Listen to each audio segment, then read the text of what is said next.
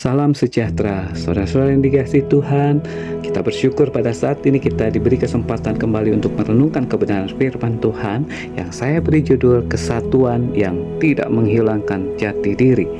Efesus pasal 4 ayat yang ke-7. Tetapi kepada mereka masing-masing telah dianugerahkan kasih karunia menurut ukuran pemberian Kristus. Mari kita akan berdoa. Bapa di dalam surga, kami bersyukur kepadamu pada saat ini. Kau beri kesempatan kepada kami untuk merenungkan firman-Mu. Oleh sebab itu, berbicaralah kepada kami karena kami mau mendengar dan melakukannya. Inilah Tuhan doa kami yang kami naikkan. Hanya di dalam nama Tuhan Yesus kami berdoa. Amin. Kesatuan yang tidak menghilangkan jati diri. Kesatuan yang tidak menghilangkan jati diri. Ya, itu penting dan perlu untuk kita renungkan saat ini. Bersatu bukan berarti menghilangkan keunikan kepribadian setiap orang, dan juga bukan berarti meleburkan diri dalam sebuah komunitas sehingga kehilangan jati diri. Paulus menekankan bahwa panggilan Allah agar kita menjadi satu tidak akan membuat kita kehilangan jati diri kita, talenta kita, kemampuan kita yang Tuhan percayakan, yang Tuhan berikan kepada kita. Karena itu Paulus menuliskan bahwa Allah tidak menganugerahkan kasih karunia yang sama kepada kita, tetapi masing-masing dianugerahkan kasih karunia menurut ukuran pemberian Allah. Paulus berbicara tentang anugerah Allah dalam konteks kemampuan jemaat melayani Allah. Di dalam gereja ada jemaat yang berfungsi sebagai rasul, nabi-nabi, pemberita-pemberita Injil, gembala, dan pengajar-pengajar. Efesus pasal 4 ayat yang ke-11. Semua fungsi ini menunjukkan bahwa yang pertama, setiap orang Kristen tidak hanya para pemimpin gereja yang memikul tanggung jawab untuk membangun tubuh Kristus sesuai dengan karunia yang ada di dalam dirinya.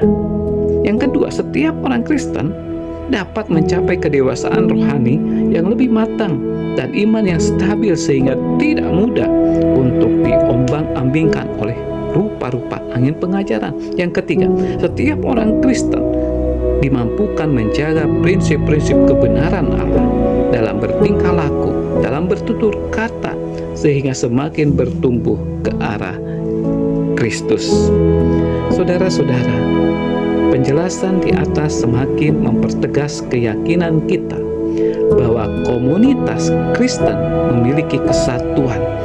Komunitas Kristen memiliki persatuan yang sejati dan fungsi serta kemampuan yang Allah anugerahkan kepada kita untuk dapat kita pergunakan untuk membangun tubuh Kristus dan untuk melayani Kristus.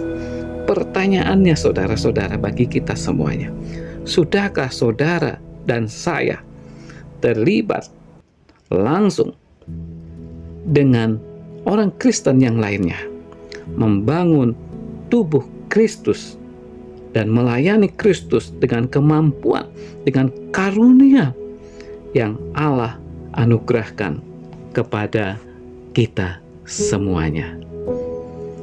Marilah kita akan berdoa.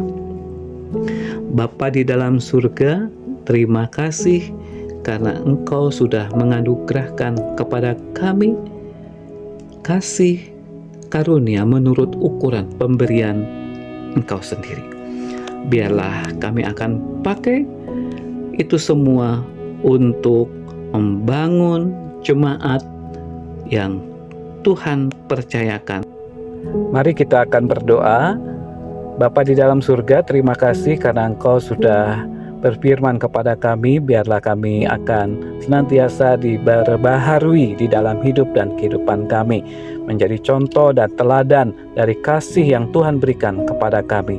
Terima kasih Tuhan. Inilah doa kami yang kami naikkan hanya di dalam nama-Mu Tuhan Yesus kami berdoa. Amin.